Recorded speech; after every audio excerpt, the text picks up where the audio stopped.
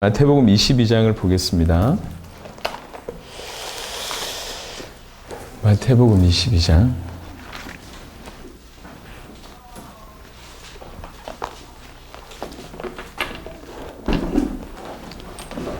마태복음 22장에 41절로 46절의 본문을 가지고 너희는 그리스도에 대하여 어떻게 생각하느냐, 이렇게 요 제목으로 말씀을 드리도록 하겠습니다.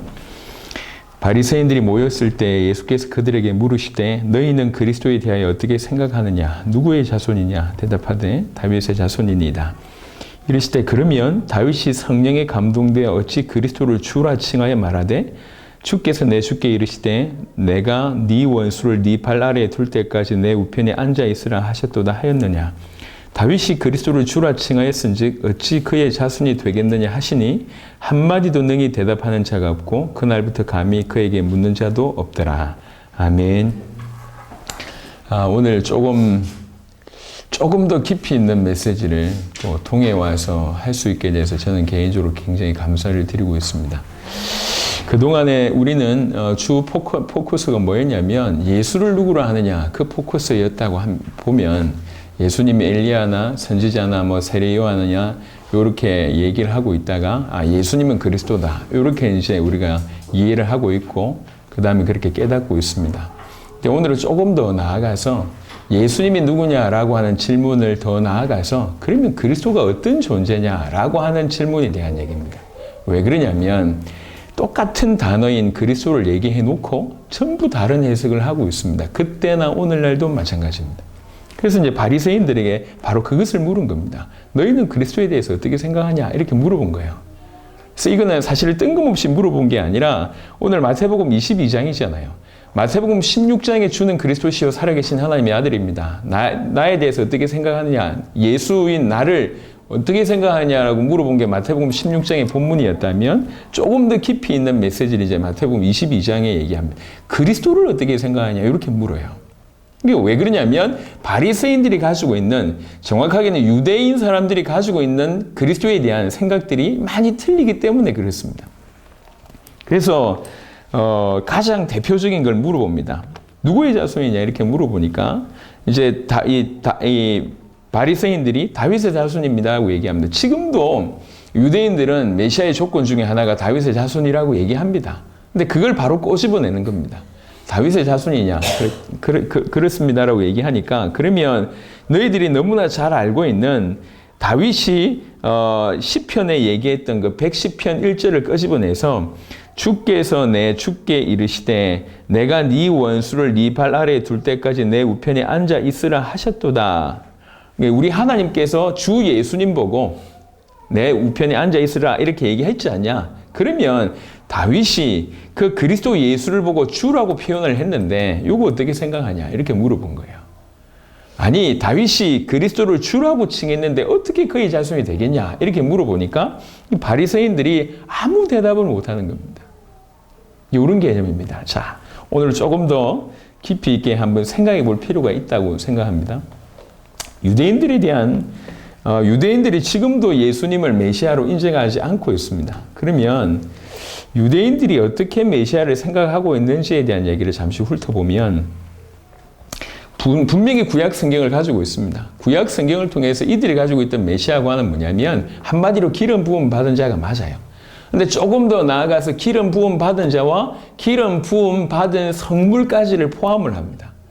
그래서 유대인들은 기름 부은 왕, 제사장, 선지자뿐만 아니라 기름 부음 받은 여러 성물, 예를 들면 성막이라든지 성전이라든지 그 안에 사용됐던 모든 기물들, 그걸 다 메시아라고 하는 카테고리 속에 집어넣는다는 거죠. 심지어는 성경에 보면 페르시아 왕 고레스라고 하는 이 고레스도 기름 부음 받은 자라고 성경은 표현하고 있습니다. 그래서 유대인들은 기름 부음 받은 자 내지는 기름 부음 받은 물건까지를 카테고리 속에 사실은 포함하고 있습니다. 이렇게 포함하고 있는데 이게 점점 더 어떤 한 특징적인 인물들로 이제 특별히 이제 이 중간기를 거치면서 이렇게 포커스가 맞춰지고 본인들이 너무나 어려움을 당하면서 자기들을 해방할 어떤 한 개인으로 점점 이제 포커스가 맞춰지는데 그 유대인들이 기다리고 있는 메시아에 대한 특징을 12세기의 유대교 철학자 마이모니데스라고 하는 사람이 정리를 했는데요. 그 메시아는 일단 다윗의 후손이어야 되고, 두 번째는 다윗처럼 율법을 잘 알고 계명을 잘 준수하는 사람이어야 되고, 세 번째는 이스라엘 백성들을 하나님의 율법을 잘 지키도록 도와줘야 되고, 네 번째는 하나님의 거룩한 전쟁에 나아가서 싸워야 되고, 다섯 번째는 거룩한 성전을 세울 사람이다. 이렇게 정리했습니다. 그런데 이 모든 것들 가운데 이들이 가지고 있는 개념 중에 가장 근본적인 메시아라고 얘기하면서 그들은 메시아는 절대로 하나님이 아니다. 이렇게 얘기하는 거예요. 왜 그러냐면 유대교에 있어서 하나님은 절대 유일신, 여호와 하나님, 그분만 하나님으로 인정하기 때문에 삼위일체라고 하는 개념이 없습니다. 그래서 하나님의 보내신 자, 그래서 기름 부음 받은 자, 다윗의 후손으로 오고 거룩한 전쟁에 나아가서 또 전쟁을 하고 거룩한 성전을 세울 것이고 또 율법을 잘 지키는 자지만 사람이라는 거예요. 하나님이 아니고 신적인 존재가 아니라 그냥 사람이라는 거예요.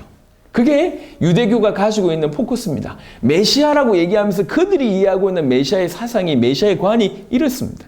분명히 다윗의 후손 맞습니다. 계명을 잘 지키는 사람 맞습니다. 율법을 잘 지키게 하는 사람 맞습니다. 거룩한 전쟁에 나가서 싸우는 사람 맞습니다. 특별히 거룩한 성전을 지금 이제 이스라엘의 제3성전을 열심히 짓고 있잖아요. 그 거룩한 성전을 완성할 사람이라고 그들은 해석합니다. 그러면서도 그 메시아는 절대로 하나님이 아니라는 거예요. 신적인 존재가 아니란 겁니다. 그냥 인간이란 거죠. 왜 그렇습니까? 그들은 유일신 사상을 가지고 있기 때문에 여호와 하나님만 참 하나님이고 성자 하나님 이런 개념이 없습니다. 그러니까 메시아를 메시아라고 얘기하면서 그 메시아는 하나님이 아니라는 얘기죠. 요 각도예요. 요 각도. 그러면서 또 심지어는 유대교가 이런 개념을 가지고 있기 때문에 예수님을 메시아로 인정하지 않습니다. 왜 인정하지 않냐면 예를 들면 다윗의 후손이어야 하는데 다윗의 후손이라면 요셉의 씨여야 된다고요. 근데 성경에서도 밝히고 있듯이 요셉의 씨가 아니고 마리아를 통해서 낳잖아요. 이게 근본적으로 틀리다. 다윗의 후손은 아니다. 메시아는. 예수는 메시아일 수 없다. 왜 그러냐? 다윗의 후손이 아니기 때문에 신약 성경이라고 얘기하는 그것이 밝히고 있지 않냐. 마리아의 어떤 그 태호를 통해서 나왔을 뿐이지 누구신지 모른다. 요셉이 씨가 아니다. 다윗의 후손이 아니기 때문에 그는 메시아가 아니다. 이렇게 얘기하는 거예요. 또 율법을 잘 지켜야 되는데 와서 예수님께서 하신 것 중에 많은 것 중에 하나가 뭐냐면 안식일을 어기는 일이 있었잖아요. 율법도 못 지키고 계명도 못 지키는데 그거 어떻게 메시아냐? 메시아일 수 없다. 그리고 단 한 번도 와서 어떤 땅을 통치해 본 적도 없다. 왕으로 임명받은 적이 없다. 그는 메시아가 아니다.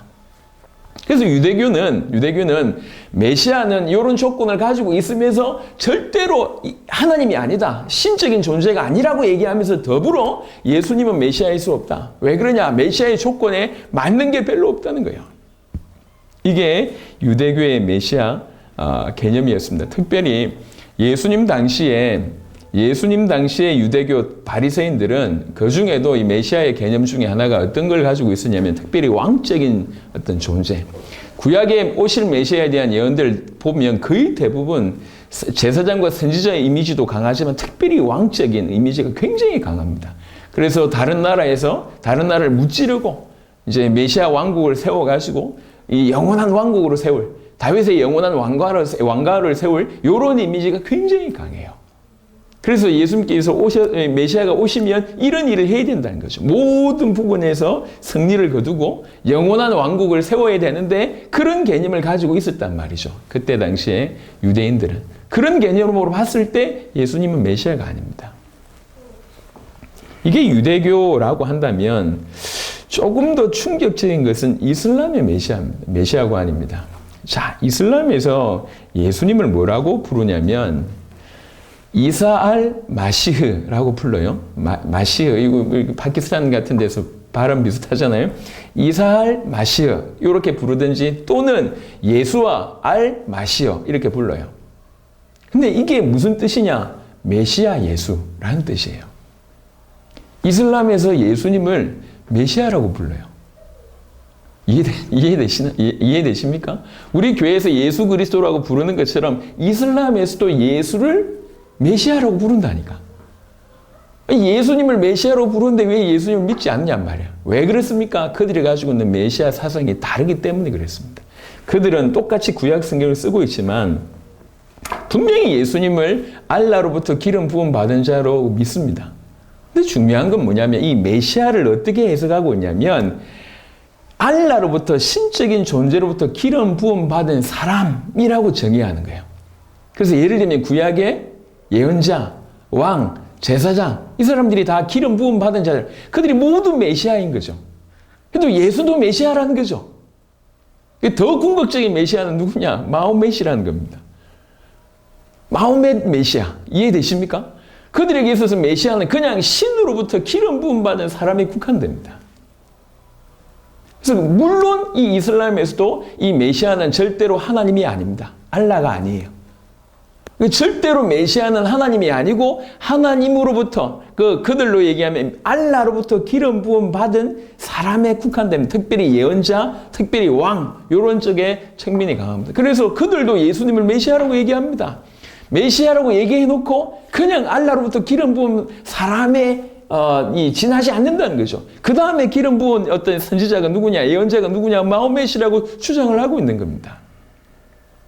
예수 그리스도라고 얘기하면서 이슬람도 예수 그리스도라고 얘기하는 거예요. 예수 메시아, 메시아 예수라고 부릅니다.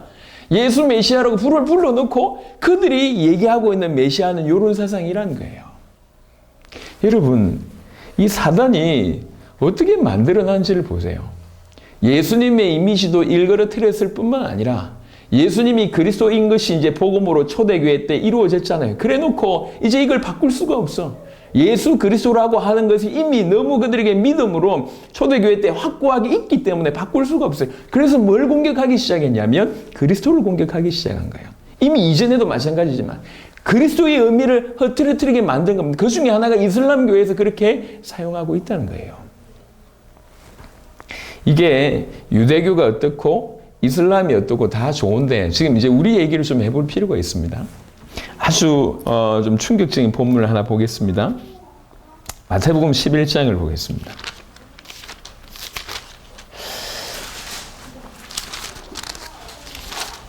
마태복음 11장에는 이게 왜 이런 일이 벌어졌을까 싶은 구절이 나옵니다. 마태복음 11장 2절부터 5절까지를 보겠습니다. 마태복음 11장 2절부터 5절에 요한이 세례 요한을 얘기합니다. 옥에서 그리스도께서 하신 일을 듣고 제자들을 보내어 예수께 여짜오되 오실 그이가 당신 오니까 우리가 다른 일을 기다리오리까? 예수께서 대답하여 이르시되 너희가 가서 듣고 보는 것을 요한에게 알리되 맹인이 보며 못 걷는 사람이 걸으며 나병한 자가 깨끗함을 받으며 못 듣는 자가 들으며 죽은 자가 살아나며 가난한 자에게 복음이 전파된다 하라 이렇게 얘기를 하는 겁니다. 세례 요한이 오실 주님을 예비하는 역할을 감당하고 그러고 나서 그 이후에 헤롯에 의해서 지금 감옥에 갇혔어요. 갇혀서 예수에 대한 얘기를 계속 들어요. 예수에 대한 얘기를 계속 들으면서 오히려 더 의문이 생기는 거야. 무슨 말입니까? 이미 예수님을 세례를 줬던 인물이잖아요. 예수님을 세례를 주고 그 세례 당시에 수세시 때 하나님께서 이 하늘에서 하나님의 음성까지 듣게 되고 그 다음에 성령으로 오실 그이가 맞다라고 성령의 음성까지 들었던 인물입니다. 마태복음 3장을 보겠습니다.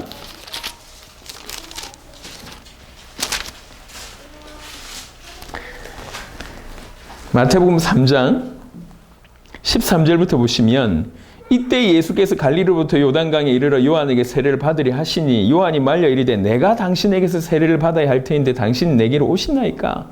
예수께서 대답하여 이르시되 이제 허락하라. 우리가 이와 같이 하여 모든 일을 이루는 것이 합당하니라 하시니 이에 요한이 허락하는지라. 예수께서 세례를 받으시고 곧 물에서 올라오실새 하늘이 열리고 하나님의 성령이 비둘기같이 내려 자기 위에 임하심을 보시더니 하늘부터 소리가 있어 말씀하시되 이는 내 사랑하는 아들이요 내 기뻐하는 자라 하는지라 이렇게 나와 있습니다. 누가복음 3장을 잠시 보겠습니다. 여기 이 마태복음 3장 펼쳐놓고요. 누가복음 3장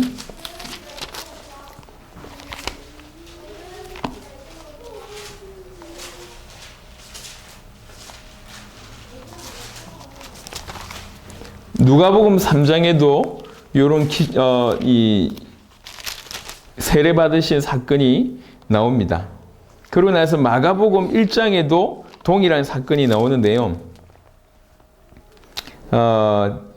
마가복음 1장을 한번 더 보겠습니다. 마가복음 1장 9절부터 11절에 그때 예수께서 갈릴리 나사렛으로부터 와서 요단강에서 요한에게 세례를 받으시고 곧 물에서 올라오실새 하늘이 갈라짐과 성령이 비둘기같이 자기에게 내려오심을 보시더니 하늘로부터 소리가 나기를 너는 내 사랑한 아들이라 내가 너를 기뻐하노라 하시니라. 이런 게 이 복음서에 다 기록되어 있습니다. 누구보다도 예수님이 누구인지 알았던 인물이 세례요한입니다. 그 세례요한에게 성령께서 알려주셨다는 거죠. 자기가 세례 베푸는 그 예수님이 누군지 알고 있어요. 그래서 내가 당신에게 세례를 받아야 될 것인데 어떻게 당신이 나한테 세례 받습니까? 라고 대질문을 합니다. 그만만 그리고 또 하늘에서 이 소리가 나는 것도 실제로 들었던 인물입니다. 그런데 감옥에 앉아가지고 예수님이 하시는 얘기를 계속 하시는 일을 듣고 나서는 더 의심이 생기는 거예요. 이상하지 않습니까? 왜 의심이 생기죠? 세례요한이 그냥 감옥에 앉아있기 때문에 힘들어서 의심이 생겼을까요? 아닙니다. 뭔가 힌트가 있습니다. 마태복음 3장을 보겠습니다. 다시 마태복음 3장의 10절부터 보겠습니다. 세례요한이 메시아에 대해서 어떤 생각을 가지고 있는지가 아주 잘 나옵니다. 마태복음 3장 10절부터 보면 이미 도끼가 나무 뿌리에 놓였으니 좋은 열매를 맺지 아니한 나무마다 찍혀 불에 던져지리라. 나는 너희로 회개하기 위하여 물로 세례를 베풀거니와 내 뒤에 오시는 이는 나보다 능력이 많으시니 나는 그의 신을 들기도 감당하지 못하겠노라. 그는 성령과 불로 너희에게 세례를 베푸실 것이요 손에 키를 들고 자기의 타작마당을 정하게 하사 알곡은 모아 꽃간에 들이시고 쭉정이는 꺼지지 않는 불에 태우시리라 라고 얘기합니다. 그는 메시아를 이렇게 이해하고 있었습니다. 메시아가 오면 엄청난 능력으로 성령으로 세례를 베풀 뿐만 아니라 키를 들고 타작마당처럼 알곡은 꽃간에 모아들이고 심판해서 쭉정이는 꺼지지 않는 물에 태우시는 그런 강력한 실제로 이런 일을 하셨는데 본인이 볼 때는 이런 일을 하셨는데 불구하고 적어도 감옥에 있을 때는 예수님이 하신 행동이 보니까 심판은커녕 계속 사랑으로 치유하시고 위로하시고 가르치시고 이런 모습이 보이거든요. 이런 모습이 또 성령을 주시는 것보다 그냥 능력으로 그러니까 이제 본인이 이해하고 있는 메시아였던 메시아가 오시면 이래야 되는데 일어나는 일들을 보니까 그게 아닌 것 같거든.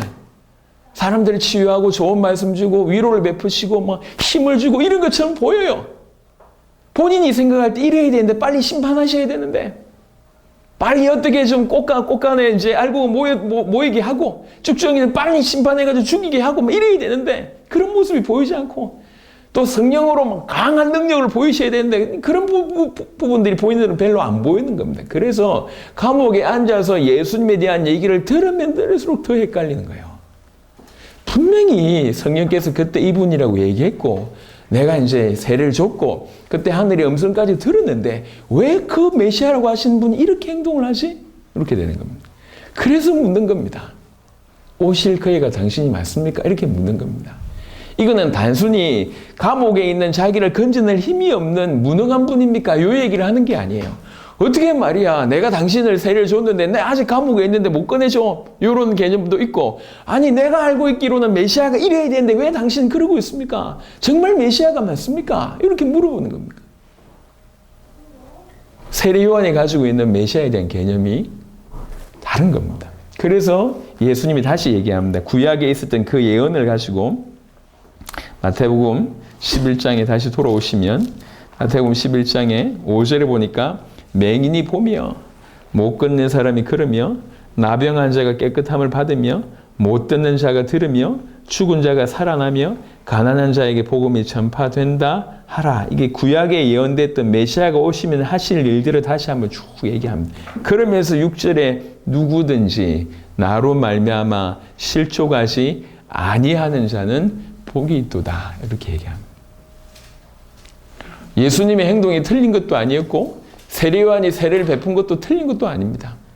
그런데 뭐가 차이가 나기 시작하고 있냐면 세례요한이 가지고 있는 메시아의 어떤 관, 그 사상이 자기는 이렇게 생각하고 있었는데 예수님 오시니까 이게 다른 거예요. 갈등이 생기는 거죠.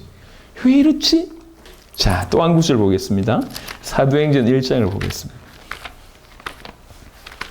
예수님의 모든 것을 받던 인물입니다. 십자가 사건을 경험하고 부활하신 주님을 만나가지고 이제 승천하기 바로 직전에 사도들이 던진 질문입니다. 사도행전 1장 6절에 그들이 모였을 때 예수께 여쭈어 이르되 주께서 이스라엘 나라를 회복하심이 이때니까 하니, 승천하려고 하는 바로 그 시점에 주님, 지금 부활하신 주님을 만나가지고 대묻는 질문이 뭐냐면 이렇게 얘기하는 거예요.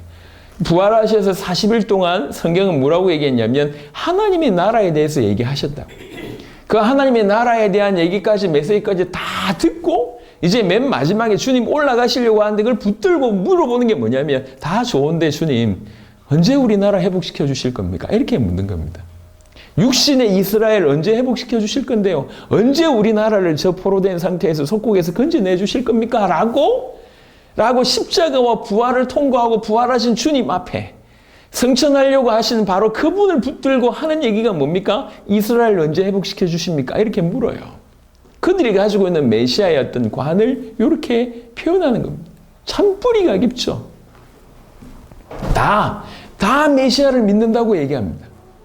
다 메시아를 인정한다고 얘기하고 메시아를 고대했던 사람이고, 메시아가 왔다고 고백했던 사람이고, 메시아를 믿었다고 고백했던 사람이고, 메시아를 믿고 있는 그런 사람들입니다. 그런데 이들 각각이 가지고 있는 메시아 그리스도에 대한 생각들이 다 틀리다는 거예요. 어떤 면에서 뭐냐면 이 그리스도에 대해서, 이 메시아에 대해서 각각 부분적으로 이해하고 있는 것 같습니다. 메시아는 오면 이래야 된다, 저래야 된다. 구약 성경의 모든 것을 기반으로 합니다. 구약 성경 모든 것을 기반으로 하고 있으면서 사실은 그 중에 일부분만 취해서 메시아는 이런 분이다, 저런 분이다. 메시아는 왕이다. 아니다, 메시아는 제사장이다. 아니다, 메시아는 선지자다. 아니다, 메시아는 기름 부음 받은 자인데 그냥 하나님이 보내신 자일 뿐 하나님이 아니다. 예수님은 정치적인 메시아다.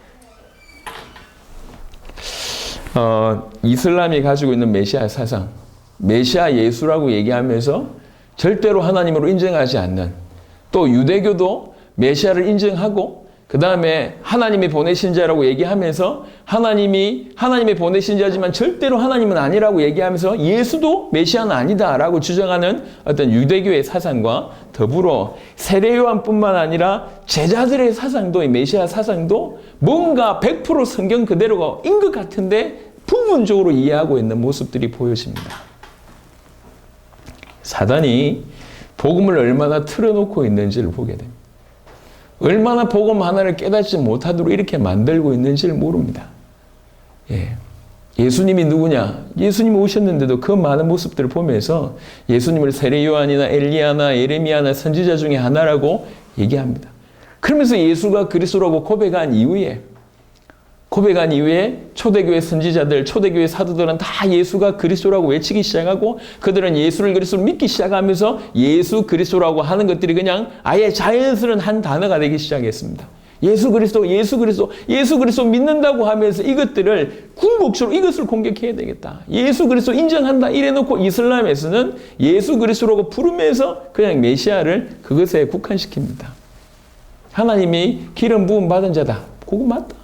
그런데 하나님은 아니다. 메시아 예수라고 불러놓고 이렇게 얘기합니다. 세례 요한, 그 다음에 제자들의 모습들을 보면서 야, 어떻게 이런 대단한 사람들이 예수님을 눈으로 보고 손으로 만지고 경험하고 모든 것을 봤던 사람들도 이렇게 실수할 수 있을까? 이렇게 실패할 수 있을까? 자, 그런데 오늘날 우리에 대한 얘기를 좀 해보도록 하겠습니다. 저는 그 시대보다, 심지어 이슬람권 사람들보다 더 위험한 시대가 이 시대라고 생각합니다. 메시아 관이 삐뚤어졌다 정도가 아니라 없습니다. 메시아 관이 없다고 해도 과언이 아니에요. 그냥 예수 그리스도라고 하면서 메시아가 어떤 존재인지도 몰라요. 요즘에 이제 이사를 제가 했습니다. 교회에 이제 그 전도지가 이렇게 문에 꽂혀져 있었어요. 보니까 출석 성도가 한 10,000명 정도인 대형 교회입니다. 뭐 그렇구나. 그래서 이제 그 전도지 앞에 이렇게 얘기해 놨어요.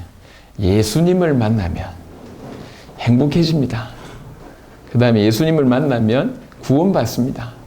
예수님을 만나면 지옥에 가지 않습니다. 예수님을 만나면 영원한 천국이 보장됩니다. 이런 얘기를 예수님을 만나면 이럽니다, 저럽니다 쭉 얘기를 해놨어요. 그래서 예수 만나라는 얘기죠.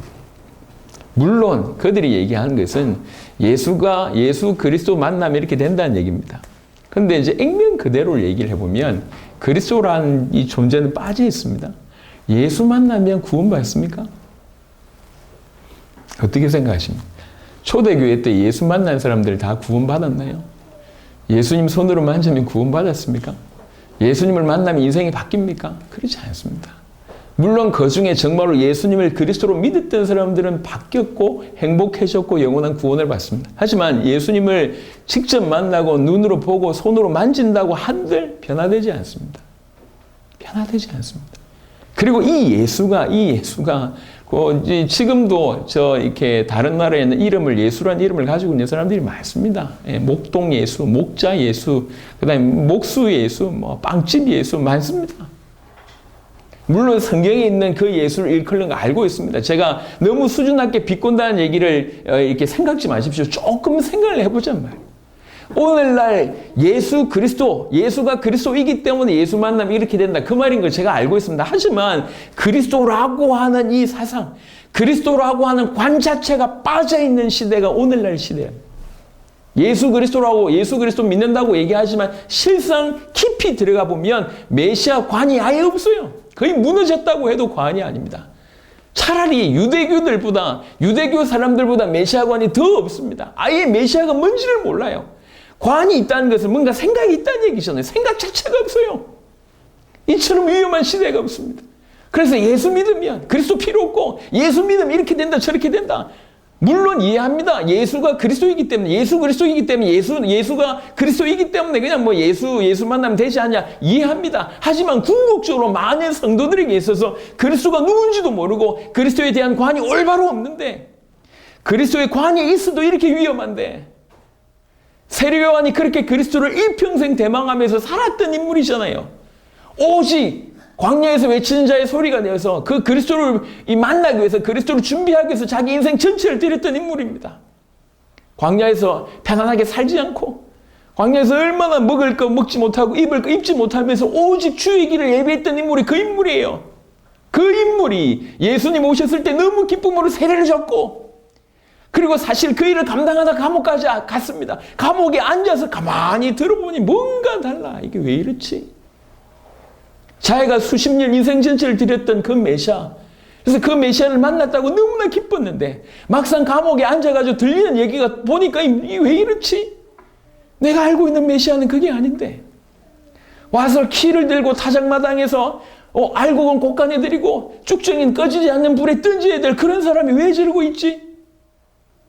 이해가 안 되는 거예요. 본인이 가지고 있는 그 메시아 사상으로 이해가 안 되는 거예요. 그래서 얼마나 힘들었겠습니까? 제자 보내서 물어볼 때. 심심해서 물어봤겠냔 말이에요. 얼마나 고뇌가 가득했겠냔 말이에요. 그 감옥 안에 앉아서. 그럼 물어봅니다. 우리가 기다리던 메시아 맞습니까? 오실 그이가 맞습니까? 그러니까 예수님께서 구약에 있는 메시지로 다시 한번 얘기합니다. 나로 실족하지 않는 자가 복되다. 네가 알고 있는 메시아 사상이 올바른 게 아니라 내가 메시아다. 내가 메시아가 맞다라고 하는 메시지를 던지는 거예요. 그 엄청난 공생애와 지금 부활하신 주님을 목도하고 있으면서 겨우 고작 이제 승천하실 그 주님 앞에서 겨우 고작 묻는 게 이스라엘을 언제 회복시켜 주실 겁니까? 이러고 묻고 있습니다. 제자들이. 그 제자들이 가지고 있는 메시아 관이 보통 이스라엘 사람들이 가지고 있는 메시아 관이었다는 거예요. 지금 우리와 비교해 보면 약간 온전치 못한 그들의 메시아 관이 있지만 지금 오늘날 교회와 비교해서 봤을 때 그들은 그래도 관이라는 것이 있었다는 거죠. 지금 없습니다. 무너졌어요. 그리스도가 누군지도 모르고 그리스도에 대한 생각이 없다는 거예요. 그리스도에 대한 사상이 없습니다. 그리스도에 대한 관이 없습니다. 다 무너져 버렸습니다. 분명히 신앙계에서는 기독론이 발전하고 있습니다. 많이 연구가 되고 있습니다. 하지만 오늘날 일반 성도들의 모습에 있어서 교회 다니는 많은 성도들의 모습에 있어서 그들이 그리스도를 어떻게 알고 있는가? 그래서 오늘 질문합니다. 너희는 그리스도에 대해서 어떻게 생각하느냐? 물어봤을 때 그들은 생각이라도 얘기할 수 있지만 오늘날은 그리스도의 생각이 없다는 거예요. 너무 비판적으로 얘기하는지 모르겠지만 안타까워서 하는 얘기입니다. 그리스도를 이렇게 조금만 잘못 알아도 전부 성경 베이스를 가지고 있으면서도 그리스도를 조금만 이렇게 잘못 알아도 이런 엄청난 결과를 낳을 건데 하물며 그리스도를 모르면 어찌 되겠습니까? 예수 그리스도 믿는다고 하는데 그리스도를 모르고 그리스도에 대한 생각이 없다고 한다면 예수 그리스도라고 다 똑같이 믿습니다. 이슬람이 예수 그리스도라고 믿잖아요. 예수님을 메시아예요, 이슬람이. 그래놓고 메시아는 단순히 하나님이 기름을 부은 예언자 왕일 뿐이다라고 국한시켜버립니다. 그 의미를. 이슬람이 믿고 있는 그런 예수 그리스도와 지금 우리가 믿고 있는 예수 그리스도와 무슨 차이가 있습니까? 그리스도를 모르는데. 예수 그리스도 믿구나. 이슬람도 믿네. 그렇게 생각하고 뭐 차이가 있냔 말이에요. 세례요한이 주시는 메시지, 또 사도행전 1장에 초대교회 제자들이 주신 메시지 우리한테 굉장히 울림이 됩니다. 다시 본문으로 넘어가겠습니다. 마태복음 22장. 마태복음 22장에 바리새인들이 모였을 때 예수께서 그들에게 물으시되 너희는 그리스도에 대하여 어떻게 생각하느냐? 마태복음 16장에 사람들이 나를 뭐라고 하느냐? 너희는 나를 누구라고 하느냐? 그 질문 후에 또 던지는 질문입니다. 너희는 그리스도에 대해서 어떻게 생각해? 이렇게 물어봐요. 그 유대인들이 하는 얘기, 가장 기본적인 다윗의 후손, 바로 그것부터 깨기 시작합니다. 그러면서 궁극적으로 하시는 얘기가 뭐냐면 다윗의 후손으로 오실 분이지만 그분이 하나님이다. 그 얘기를 하는 겁니다. 그분이 주라는 거죠. 그분. 다윗이 주라고 부를 수 있는 그분이라는 거예요. 다윗의 후손으로 오실 것이지만 이미 영원전부터 먼저 계셨던 선지하셨던 하나님이시다. 주께서 내 주에게 이렇게 표현했잖아요. 성부 하나님과 동일한 성부 하나님과 일체이신 성자 하나님, 하나님이신 그분이 메시아로 오실 거라는 얘기를 지금 예수님이 스스로 이렇게 얘기하고 있는 겁니다. 예수님 당신 자신이 메시아에 대한 얘기를 생각들을 올바로 고쳐주시는 거예요. 깨닫지 못하는 자들에게 정확하게 말씀을 주시는 거죠. 44절에 주께서 내 주께 이르시되 내가 네 원수를 네 발 아래에 둘 때까지 내 우편에 앉아 있으라. 이거는 지금 다윗이 뭔가를 지금 보고 있는 장면입니다. 성부 하나님이 성자 예수님에게 하신 그 대화를 보고 있는 거예요. 성부 하나님이 성자 예수님 보고 너 내 우편에 앉아 있으라. 네 원수 정리할 때까지 네 발 아래에 둘 때까지 내 우편에 앉아 있으라. 그래서 성자 하나님은 지금 성부 하나님이 우편에 앉아 계시잖아요. 그 사건을 지금 다윗이 보고 있고 그것을 기록한 겁니다. 그 얘기를 가지고 하는 얘기예요. 자, 봐라. 다윗이 그리스도를 주라고 하지 않았냐? 그럼 과연 그 그리스도가 다윗의 후손이 맞냐? 이렇게 물어봐요. 성경에 있는 것을 가지고 그대로 끄집어내고 더 정확하게 그리스도가 어떤 존재인지를 아주 기본적인, 그러면서 가장 근원적인 그리스도가 어떤 분인지에 대해서 가장 특징적인 것을 밝힌 겁니다. 단순히 다윗의 후손 아니다. 단순히 인간이 아니다. 그는 다윗이 주라고 부르시는 하나님이다. 그 얘기를 하는 겁니다. 비뚤어진, 잘못된, 왜곡된 부분적인 메시아 사상에 대해서 정확하게 지금 일러주고 있는 본문이 이 본문입니다. 너희는 그리스도에 대하여 어떻게 생각하느냐? 지금 이것이 우리가 던져야 될 질문이고 지금은 이제 많은 성도들에게, 교인들에게 던져야 될 질문입니다. 그리스도에 대해서 어떻게 생각하고 있냐? 지금 우리가 받아야 될 질문은 뭐냐면 생각이라도 하고 있냐? 그 얘기를 하고 싶습니다. 그래도 유대인들은 메시아 관이 있어요. 심지어 이슬람도 메시아 관이 있습니다. 초대교회 성도들은 이 메시아 관이 너무나 선명했습니다.